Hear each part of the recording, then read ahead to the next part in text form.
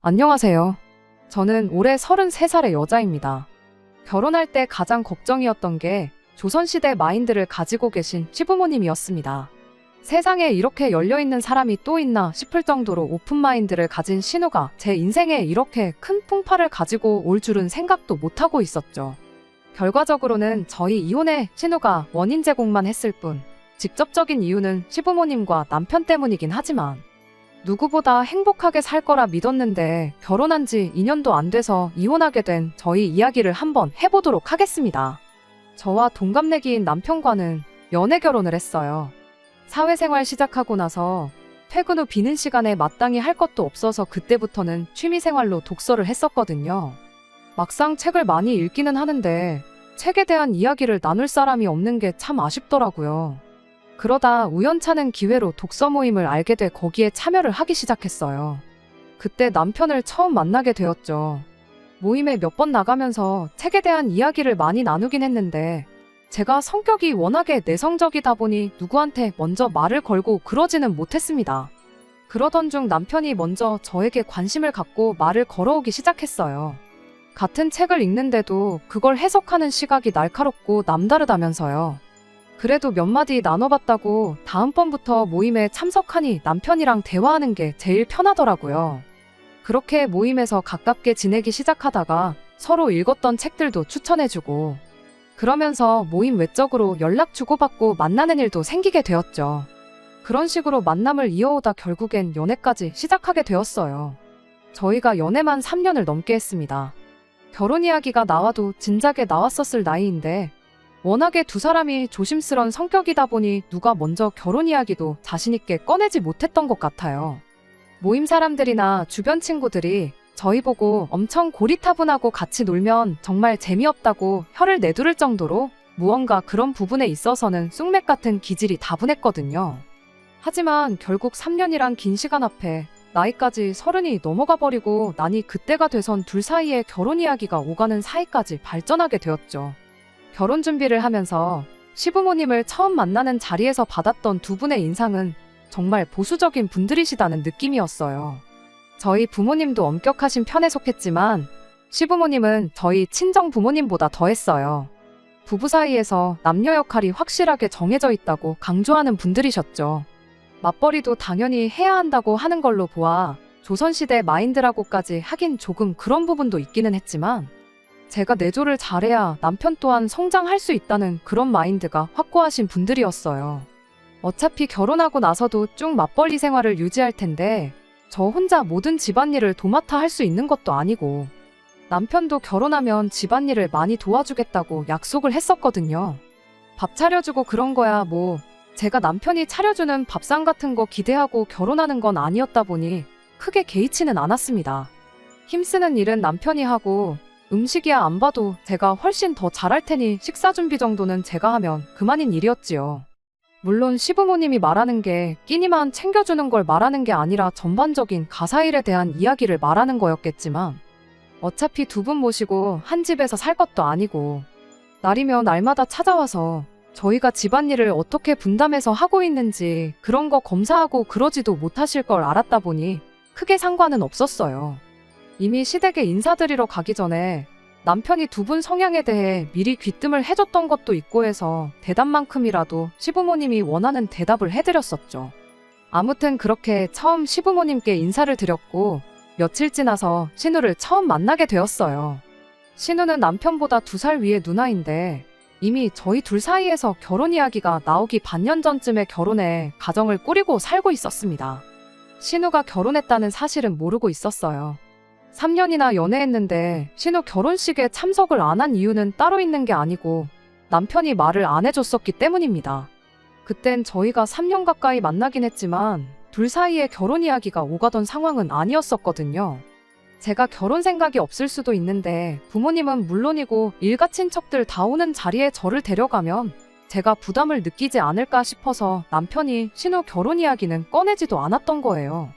그게 제 생각에는 남편 나름의 배려라고 생각했기에 따로 문제 삼지는 않았습니다. 실제로 시부모님 인사드리러 갔을 때 신우 결혼식에는 왜 안 왔냐느냐 하는 이야기조차 없으셨었고요. 아무튼 보수적인 부모님, 고리타분한 남편만 보고 신우도 비슷하게 정도를 따르는 그런 사람일 거라고 막연하게 생각을 했었어요. 그런데 그게 아니었어요. 처음 신우를 소개받는 자리에서 약속 장소에 도착한 신우를 보고 저게 정말 남편하고 한 가족인가 싶을 정도로 전혀 다른 인상을 가지고 있었거든요.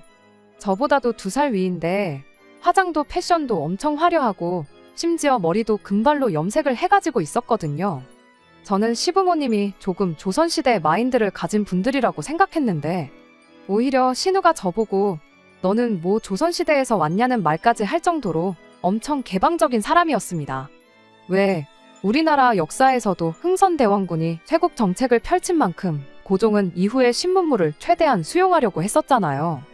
워낙에 고지식하고 엄한 부모님 밑에서 자라서 신우가 저렇게 된 거구나 그런 생각까지 들었죠.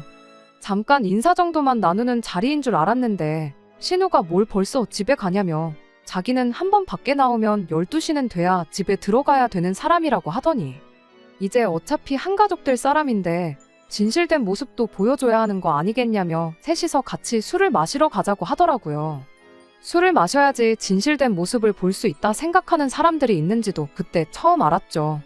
평소에는 사람들이 전부 가면을 쓰고 가식적으로 행동하고 있다 생각하는 거였을까요? 아무튼 저는 술만큼은 정말 입에도 안 대는 사람이라는 게 문제였죠. 술을 안 마시는 게 모범적인 것이다 하고 금주를 하고 절주를 하고 그러는 게 아니었어요. 제가 그냥 술 자체가 몸에 안 받는 사람이라 정말 술하고는 인연이 없었죠. 어찌어찌 분위기상 소주 한두 잔 정도는 마실 수 있는데 그날 컨디션에 따라서 한두 잔만 마셔도 완전히 정신 못 차리고 뻗어버리는 경우도 허다해요. 그래서 술은 최대한 조심하는 편이죠. 그래서 술은 좀 그렇고 무알콜 맥주 정도는 마실 수 있다고 했더니 취하지 않으면 그게 무슨 재미냐고. 저보고 인생에 진짜 즐거움을 모르고 살고 있다느니 그러더라고요. 가만 보니 31하면 아직 한참 때인데 50는 것도 그렇고 너무 수수한 거 아니냐고. 뭐 조선시대에서 왔느냐고 그러더라니까요. 아무튼 그날 신우가 사람이 부침성이 좋은 걸 떠나서 저랑은 참 안 맞는 사람이라는 걸 그때 처음 알았죠. 그날 이후로 결혼식 올릴 때까지 따로 신우를 만난 적은 없었어요. 이후로 상견례 때는 따로 참석을 안 했고 그 이후로는 결혼 준비한다고 정신없이 바빴거든요. 그 좋아하는 독서 모임도 안 나가고 결혼 준비하는 데만 열중을 했었죠. 그렇게 남편과 결혼을 하게 되었어요. 심해부는 결혼식 당일날 식장에서 처음 만나게 되었어요. 결혼 준비하는 동안은 신우하고 그날 이후로 더 만날 일이 없었다 보니 따로 인사를 나눌 일이 없었죠. 신우의 강렬한 첫 인상 때문에 그랬나 심해부 또한 속된 말로 조금 날티나는 그런 사람일 거라고 생각했었는데 신우랑 부부가 맞나 싶을 정도로 정반대의 인상이었습니다.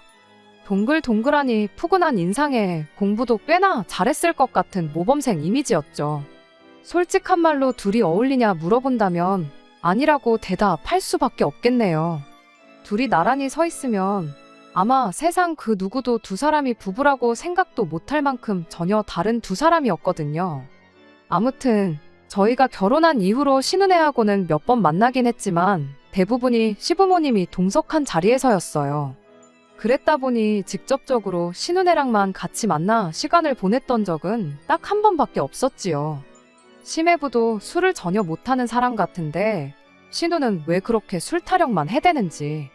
아무튼 만났다 하면 술만 찾는 신우가 부담스러워서 이후로는 신은혜랑 만남을 제가 피하게 되었어요. 하지만 가족들 다 같이 모인 자리에서는 신우도 부모님이 계셔서 그랬나 술을 좀 자중하는 분위기라 그때는 아무 문제 없었지요. 그렇게 온 가족들이 다 같이 모인 자리에서 볼 때마다 느낀 건데 심해부가 신우를 참 많이 아끼고 사랑하는구나 하는 생각이었습니다. 뭐 외식을 가던 시댁에 모여 식사를 하던 그냥 신우 하나만 챙겨주고 그러는 시기였어요. 그래도 명색이 사위인데 장인 장모님 챙기는 척이라도 하는 게 맞지 않나 싶은데 그런 건 하나도 없고 진짜 신우만 그렇게 챙겨요. 예를 들면 뭐 고깃집 가서 외식을 하고 있다 치면 고기가 익는 족족이 신우한테만 덜어주고 신우가 상추를 잘 먹는다 치면 쌈이 떨어지기 전에 몇 번이고 셀프바 왔다 갔다 하면서 리필해주고 그러는 시기였지요. 상추가 한 장 밑으로 내려가지 않고 계속해서 리필이 되는 걸 볼 때면 세상에 이런 애처가가 또 있나 싶었죠. 저희 남편도 저 정도까지는 아니지만 평소에는 저를 잘 챙겨주는 편이긴 한데 시부모님 앞에서만큼은 조금 조심하는 눈치였어요. 결혼하기 전부터 아내가 내조해주는 걸 워낙에 강조하셨던 분들이다 보니 시매부가 신우한테 해주는 걸 남편이 똑같이 저한테 해주는 게 아니라 제가 남편한테 해주는 모습을 보길 바라셨거든요. 한 번은 남편이 제가 잘 먹는다고 반찬을 한 번 쓸어갔던 적이 있는데 남편이 자리에 다시 앉자마자 저한테 잔소리를 하셨던 적이 있어요. 너는 더 먹고 싶으면 네가 가서 떠오면 되지. 뭘 그런 것까지 남편을 시키냐 하는 식으로 말이죠. 그게 조금 그렇기는 했어요.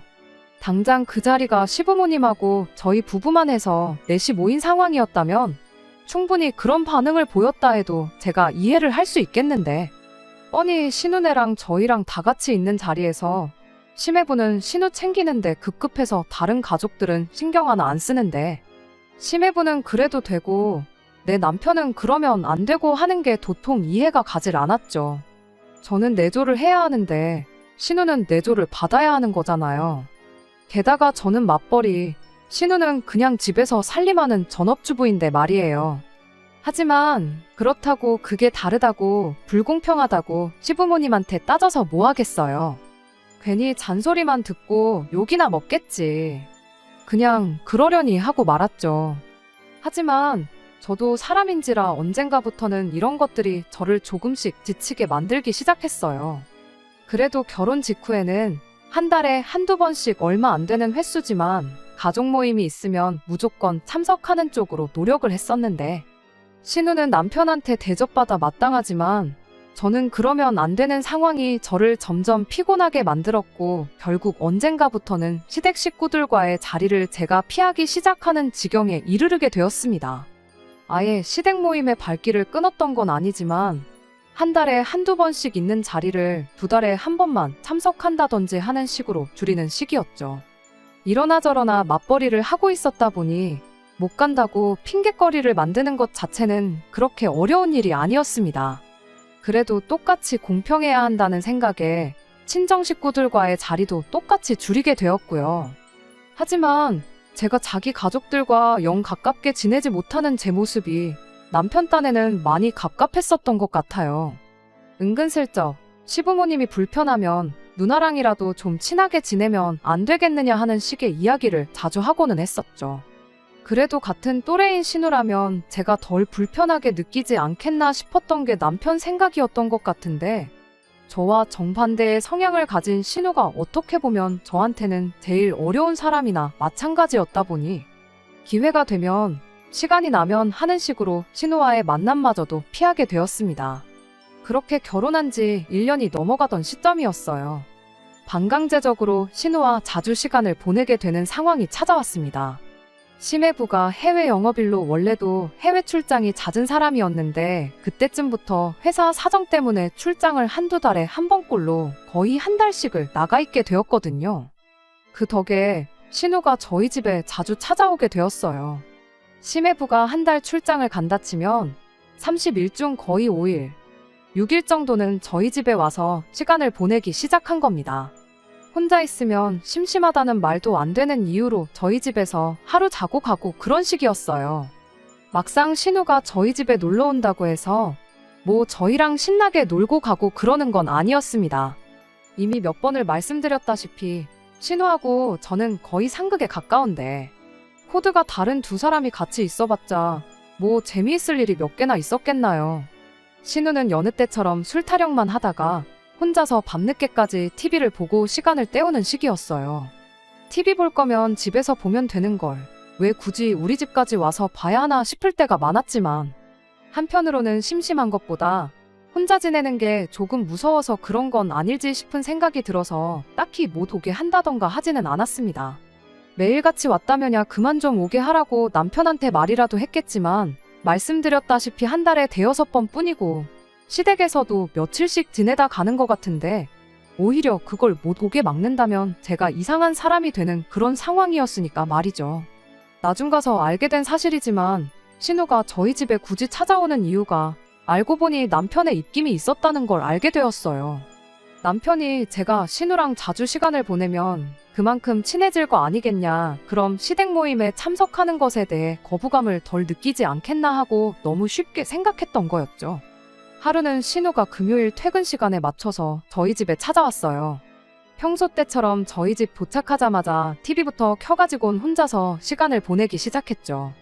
그런데 한참 TV 보다 말고 난데없이 좀이 쑤셔서 도저히 못 버티겠다며 저보고 어떻게 이렇게 재미없는 삶을 살 수가 있냐면서 지루하지 않냐고 계속 저한테 말을 걸어오더라고요.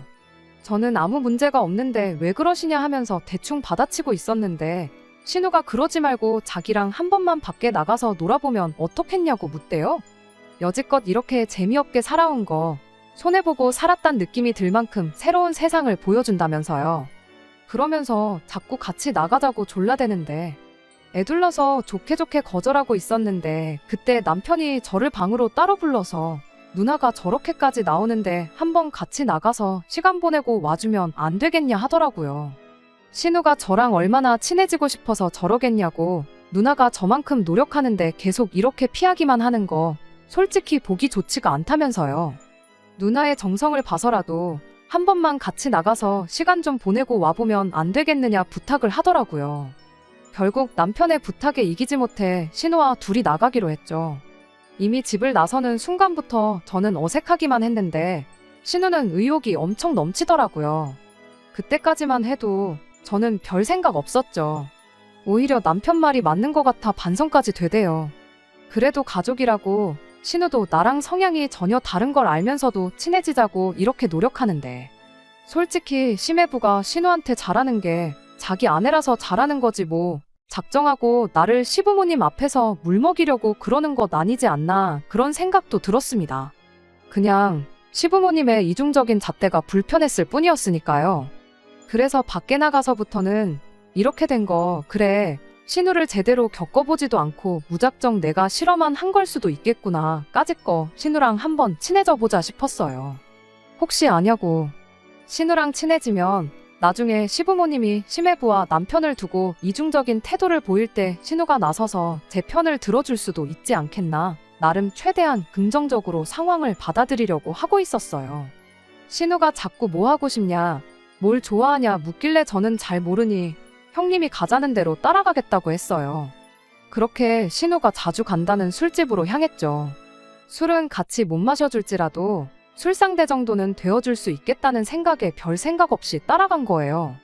그런데 신우가 저를 데려간 곳이 그냥 술집이 아니라 남녀가 합석해서 술 마시는 그런 헌팅 술집이었다는 게 문제였어요. 신우가 여지껏 몰랐던 새로운 세상을 보여준다는 게 난생 처음 보는 남자랑 합석해서 술 마시는 걸 줄은 정말 상상도 못했죠. 아니, 감히 세상 누가 상상이나 하겠어요. 다른 사람도 아니고 지 동생의 배우자를 데리고 나와 합석하는 헌팅 술집에 데려오는 신우가 세상에 어디 있겠나요? 제가 형님한테 미쳤냐고 결혼한 사람이 이런 곳을 왜 오냐고 딴 데 가자고 했더니 이런 데 오면 결혼한 사람이 오히려 더 인기가 많다면서 저보고 결혼 반지는 잘 끼고 왔지? 하고 딴소리를 하고 있는 거 아니겠어요. 그러더니 기어이 남자 2명을 어디서 물어와 합석을 시키기까지 하는 겁니다. 그 와중에 신우가 제 옆에 앉으려는 사람한테 한다는 소리가 제가 술을 2잔만 먹어도 뻗어버리는 애라고 어떻게든 술 2잔만 먹이라는 소리를 하는데 그걸 보고 장단 맞춰주는 것도 여기까지다 싶어서 그냥 자리에서 일어나 버렸어요. 신우가 저를 붙잡아 오겠다고 같이 따라 나왔죠. 신우가 저한테 한다는 소리가 산통 깨지 말고 정 같이 놀기 싫으면 머릿수나 맞춰달라길래 심해부도 형님 이러는 거 알고 있느냐고 따졌죠. 신우는 당연히 알고 있다고 설마 남편 모르게 이런 데를 다니겠냐면서 다 믿음이 있으니까 가능한 거라는 소리를 하대요. 그러더니 저한테 자기가 뭐 이상한 거 할 줄 알고 끝까지 갈 줄 알고 이런 데 오는 줄 알았냐면서 되려 저를 이상한 사람 취급하는 거 아니겠어요? 이야기가 길어지니 왜인지 모르겠는데 합석할 뻔했던 남자 둘이 어슬렁어슬렁 가게 밖으로 나와서 저희 쪽으로 오더라고요. 뭐 술 한 잔도 안 먹고 먹튀당한 줄 알았다며 안주 다 시켜놨다고 얼른 들어가서 놀자길래 저는 그냥 가봐야겠다고 한마디 했어요. 남자들이 그럼 짝이 안 맞아서 쓰겠냐면서 돌아선 제 어깨를 잡았는데 그때 보니까 저 남자들 왼손 약지에도 반지가 하나씩 껴있대요. 알이 크고 반지도 줄이 굵은 게 그냥 커플링은 아닌 것 같고 저 인간들도 결혼해서 가정이 있는 인간들처럼 보였어요. 어처구니가 없어서 집에 있는 가족들 생각하면서 니들끼리 재미나게 놀라고 한마디 했죠. 그랬더니 남자들이 뭐 말을 그렇게 하냐며 성질을 내기 시작했는데 신우가 두 사람을 말리더니 자기가 한참 때는 혼자 몸으로 두 사람 세 사람도 상대했다면서 저런 재미없는 거 같이 있어봤자 분위기만 상한다고 그냥 셋이서 놀자고 그러더니 저는 그냥 두고 가게 안으로 들어가 버리더군요. 저대로 두고 가도 되나 걱정이 되긴 했는데 감시한다고 따라 들어갈 수도 없고 언제 나올 줄 알고 밖에서 기다리고 있자니 그것도 아닌 것 같고 심해부도 이러는 거 안다는데 어련히 알아서 잘하겠지 하고 그냥 집에 들어와 버렸어요. 남편이 왜 벌써 왔냐, 누나는 어쩌고 혼자 왔냐 물어보는데 당신 누나가 헌팅 술집 데려가서 내 옆에 남자 한 명 붙여주더라 그렇게 한마디 해주려다가 신우 사생활도 있고 저는 2시간도 안 돼서 집에 돌아오긴 했지만 남편이 괜히 나까지 이상하게 볼 수도 있겠다 싶기도 했어요. 그래서 그냥 앞뒤 다 자르고 신우가 중간에 아는 사람들 만나서 그 사람들하고만 놀길래 그냥 혼자 집에 돌아왔다고 그렇게 한마디 하고 말았죠. 남편도 제가 처음 보는 사람들 많은 자리를 싫어하는 걸 알아서 그런지 별말은 안 하더라고요. 아무튼 그날 신우도 저랑 다툰 게 기분이 상했던 건지 뭔지 모르겠는데 그날 이후로는 저희 집에 더 이상 찾아오지 않게 되었어요. 솔직히 암만 심해부가 해외 출장이다 뭐다 해서 집을 자주 비운다지만 신우가 그런 식으로 찾아오는 게 썩 내키진 않았는데 차라리 잘 되었다 싶었죠. 그 뒤로는 괜히 신우를 보는 게 불편해서 시댁 모임에 거의 발길을 하지 않게 되었어요. 그러다 몇 달 지나 집안에 경사가 생겼다며 시부모님이 자리를 만들길래 그날은 어쩔 수 없이 시댁에 다녀와야 했습니다. 무슨 경사가 있나 했더니 세상에 신우가 임신을 했다는 소식이었어요. 시부모님은 물론이고 심해부도 입이 귀에 걸려서 다들 행복한 표정이었습니다. 그날 자리의 주인공인 신우만 빼고요. 가만 보면 웃고는 있는데 그 표정이 마치 억지로 웃고 있는 듯한 느낌이었달까요? 아니나 다를까 그로부터 몇 달 더 지나서 집이 아주 난리가 나버렸습니다. 시어머니가 다급하게 저희를 집으로 불러내서 찾아가 봤더니 집이 아주 개판 5분 전이 되어 있었어요. 집에는 심해부와 신우는 물론이고 심해부의 부모님까지 있었어요. 심해부 아버지 되시는 분이 집을 난장판으로 만들고 있으니 그것 좀 어떻게 말려달라고 남편을 찾으셨던 거죠.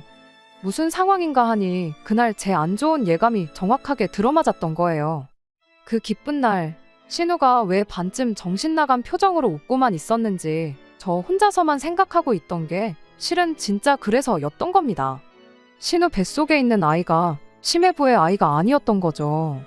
심해부가 신우를 얼마나 굳게 믿고 있었던 건지 날짜 계산도 안 해보고 임신 소식에 당연히 자기 아이겠거니 생각했었나 보더라고요. 그런데 심해분의 부모님은 뭔가 찜찜했었나 봐요. 아들이 출장을 저렇게 다니는데 날짜 정도는 확인해봐야 싶었던 거죠. 그리고 아니나 다를까 날짜를 역으로 계산해보니 앞만 봐도 한참 해외 출장 중일 때 생긴 아이가 아니고선 그 날짜가 나올 수 없다는 걸 눈치챈 거죠. 말인즉슨 신우 뱃속의 아이가 심해부의 아이일 수가 없다는 사실을 알게 된 거예요. 만약 심해부가 신우의 임신 사실을 몰랐더라면 아무도 모르게 그 전에 어떻게든 조치를 취할 수 있었을 텐데 심해부가 임신 사실을 알게 되었으니 신우도 어떻게 대처를 못하고 심해부 아이인 척하면서 어찌할 바를 모르고 정신줄을 놓고 그러고 있었던 겁니다. 그런데 이젠 병원 간다고 해서 해결이 되지도 않을 만큼 시간이 지나버려 어쩔 수 없이 아이를 낳아야 하는 상황이 찾아오게 된 거죠. 심해분의 집에서 당장에 이혼부터 시키라고 난리를 떨었는데 그 와중에 또 신우에 대한 심해부의 사랑은 여전하더군요. 신우랑 이혼하고 싶지 않다고 그냥 내 자식이다 생각하고 키우겠다고 자기 부모님한테 대들고 있는데 그 말이 끝나기 무섭세 심해분의 어머니는 뒷목부터 잡고 쓰러지네 만회하고 있고 콩가루 집안도 이런 콩가루 집안이 따로 없었습니다. 결국 심해분의 집에서 시댁에 조건을 걸기를 애를 입양을 보내던 어떻게든 우리 아들 앞길에 걸림돌이 되지 않게 알아서 처리를 하라고 한 거예요. 그리곤 그때까진 연락도 하지 말라고 한마디 하고 시매부를 데리고 나가더라고요. 그제서야 시부모님도 신우한테 미쳤냐고 제정신이냐고 뭐라 한마디 하시대요. 애 아빠는 누구냐고 남자 쪽에도 책임이 있는 거니 그 사람까지 한자리에 불러서 상의를 해봐야 하지 않겠냐는데 신우가 아무 말도 안 하고 가만히 있더라고요. 그걸 보고 있던 제가 한마디 했어요. 혹시 그날 만난 두 사람 중 한 명 아니냐고요. 신우는 모르겠다고 대답을 하더라고요. 그 전에도 그 이후에도 그런 식으로 만난 남자가 한둘이 아니고 심지어 그렇게 만난 사람들 연락처도 모른다고 하더라고요. 어떻게 그럴 수가 있냐고 했더니 한 번 만나고 말 사람들 연락처를 알아서 뭐 하겠냐는 소리를 하대요. 그런 식으로 한 번만 만나면 일탈이지만 두 번을 만나면 불륜이라고. 자기도 조심한다고 한 건데 왜 이렇게 된 건지 모르겠다며 짜증만 내고 있는 겁니다. 애 아빠가 누군지도 모른다는 사실에 어이가 없었는데 더 어이가 없는 건 그런 이야기 나누는 동안 온 가족들이 눈이 휘둥그레져서 저를 쳐다보고 있었다는 사실이에요. 그러더니 이 책임을 저한테 돌리기 시작하더군요. 시어머니가 너는 신우가 그렇게 밖으로 도는 걸 다 알고 있었던 거냐고. 그걸 알면서도 어떻게 한 가족이 돼서 신우를 말리지 않았을 수가 있었냐고 하면서 신우가 이렇게 된 게 다 제 탓이라는 말도 안 되는 소리를 하는 겁니다. 어이가 없었죠. 방금 신우가 하는 말 못 들으셨냐고 그날 말고도 이미 몇 번을 더 그런 식으로 호박씨를 까고 그랬다는데 어떻게 그게 내 탓이 될 수나 있느냐고 따졌습니다만 이미 시부모님한테는 이 일의 원흉이 신우가 아니라 저였고 이 모든 책임을 제가 져야 한다는 식으로 저를 몰아가기 시작했어요. 애 아빠가 누군지는 이제 알 필요도 없는 상황이었죠. 그들 생각에는 원인 제공자를 이미 저로 점 찍어 놓은 상태인데 그게 뭐가 중요했겠어요. 결국 시부모님은 그 책임을 저에게 전부 떠넘기고는 그래도 우리 사위가 우리 딸을 너무나 사랑해서 애만 없어지면 결혼 생활을 이어가겠다고 하지 않느냐고 그게 얼마나 다행이냐고 한마디 하더니 신우애는 저희 호적에 올려서 저희들 자식으로 키우면 되겠다는 소리를 하는 거 아니겠어요? 신우도 그제서야 상황이 어떻게 돌아가는 건지 깨달은 듯 엄마 말이 맞다고 지금 생각해보니까 그동안 그렇게 만난 사람들 전부 술만 마시고 말았었지. 실수했던 건 그날 저랑 있을 때 만났던 두 사람들밖에 없다고. 그렇게 말을 바꾸더라고요. 그때 제가 자기를 제대로 말렸으면 이런 일이 발생하지 않았을 거라며 애는 내가 대신 낳아준 거라 생각하고 자기 배불러 낳은 애를 저희들 자식으로 키우라는 소리를 하는 겁니다. 그 와중에 남편은 암만 자기 가족들이라고 해도 다들 미친 거냐고 한마디를 해줬어도 모자랄 판에 무슨 성인군자가 되어가지고는 생명의 존엄성을 운운하면서 가족들하고 편먹고 저를 설득하려고 들더라고요. 그래도 누나가 낳은 아이면 한 핏줄인데 피가 섞인 가족을 어떻게 누군지도 모르는 사람들한테 키우라고 입양을 보낼 수 있겠냐며. 어차피 너 나이가 33살 나이면 노산이라 임신도 힘들다 하고 아이도 정상이 아닐 수도 있다는데 그냥 누나 아이를 우리 아이라 생각하고 우리가 맡아서 키우자는 겁니다. 남편한테 너도 똑같이 따라서 미친 거냐고 피가 섞인 게 니네 집 식구들 피만 섞였지 내 피가 섞였냐고 한마디 따졌어요. 33살 나이가 노산인 것도 무슨 뭔 상관이냐고 네 누나가 암만 젊은 사람인 척 하고 다녀도 우리보다 2살 더 많은데 눈에 뵈는 게 없어서 이제 기본적인 산수도 안 되냐 따졌죠. 그리고 방금 네 누나가 애 아빠가 2사람 중 1명일 거라고 한 말도 못 들었냐고.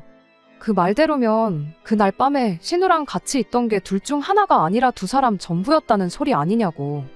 그날 보니 그 인간들도 다 결혼해서 가정이 있는 사람들이던데 그런 정신머리 가지고 살고 있는 사람들한테서 나온 아이가 퍽이나 정상이겠다고. 그렇게 네 핏줄이 걱정되고 누나 인생 책임져주고 싶으면 이혼해줄 테니 네 혼자 실컷 하라고 그렇게 말하고는 집으로 돌아왔습니다. 당장에 이혼해야겠다는 생각밖에 없었어요.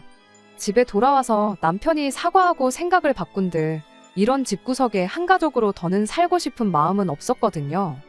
그렇게 집에 오자마자 제 짐 챙겨서 나가려고 짐을 싸고 있는데 말은 그렇게 했어도 지 혼자 독박 쓰려니 그건 싫었는지 제 예상대로 집에 돌아와서 저한테 생각이 짧았다고 사과를 하더라고요. 가족들하고 연을 끊고 산다고 말해도 다시 받아줄 생각 없었는데 그 와중에 지 가족들하고 무슨 이야기를 하고 온 건지. 저한테 한다는 소리가 그럼 딱 몇 년만 아이를 우리가 키우면 어떻겠냐는 소리를 하대요. 우리가 입양해서 키우는 척 해가지고는 일단 지 누나 이혼당하는 것부터 막아주자고요. 그러면 누나가 어떻게든 심해부랑 아이를 만들겠다고 했답니다. 그리고 그렇게 신우랑 심해부 사이에서 진짜 아이가 태어나면 그때 아이를 돌려주면 어떻겠냐는 거예요. 둘 사이에 애까지 생긴 마당에 그렇게 되면 심해부네 집에서도 이혼하라는 말을 못 꺼내지 않겠냐 하면서요. 길어야 2년 정도밖에 안 걸리지 않겠냐고, 그 정도는 할 수 있지 않겠냐고 저를 설득을 하려 드는데, 집에 돌아와서 암만 나한테 싹싹 빈다고 한들 무조건 이혼 말고는 다른 선택지는 없을 것이다. 그 짧은 사이에 마음을 확실히 굳힌 제가 참 장하다 싶대요. 결국 그렇게 남편과는 이혼을 하게 되었습니다. 이혼하면서 끝에 끝까지 시부모님은 모든 문제를 저한테서 찾았어요. 지 불리해지니까 남편도 버리는 꼴 좀 보라면서 본성이 그런데 자기들이 부탁할 걸 부탁했다면서, 저 같은 피도 눈물도 없이 가족도 모르는 냉혈한한테 아이를 안 맡긴 게 천만 다행인 것처럼 말을 하대요. 뭐 그 말에 대답은 안 왔습니다. 이렇게 갈라서게 된 게 누구한테 천만 다행인 건지는 아마 모르긴 몰라도 살다 보면 빠른 시일 내로 다시 깨닫지 않겠나 싶어서요. 뭐 조선시대에도 대를 이을 장손이 없으면 다른 형제 집에서 아들 자식을 데려오는 경우는 있다고 봤지만 적어도 그 데려온 자식이 밖에서 데려온 자식은 아니었겠지요. 암만 제가 33 나이로 이혼녀 딱지를 달게 되었다 한들 자기들 편한 대로만 해석하는 썩어빠진 유교사상 조선시대 마인드를 갖고 있는 집구석에서 탈출한 건 정말 다행이라는 생각밖에 들지 않네요. 안녕하세요. 이걸 후기라고 해야 할지 해명이라고 해야 할지 모르겠는데 왜 거기서 오지랖 넓게 그날 이야기를 꺼내서 이혼까지 하냐는 댓글이 있어서 이렇게 추가로 글을 남기게 되었습니다. 일단 첫 번째로 이혼한 부분에 대해선 한치의 후회도 없어요. 신우가 아니었어도 심해부랑 남편을 두고 다른 가치관을 들이대는 시부모 때문에라도 언젠가 일이 터지면 터지지 않았을까 싶어요. 그리고 신우랑 같이 나간 날, 그날 일에 대해 함구를 하고 있었다고 한들 물론 제 생각이긴 하지만 신우가 저 때문에 저렇게 된 거라고 책임만 안 돌렸겠지, 분명히 끝에 가선 무슨 이유를 대서든 그 아이를 저희 보고 키우라고 했을 거라 확신합니다. 이거 해명하겠다고만 후기를 보낸 건 아니에요. 신우도 결국 이혼하게 되었거든요.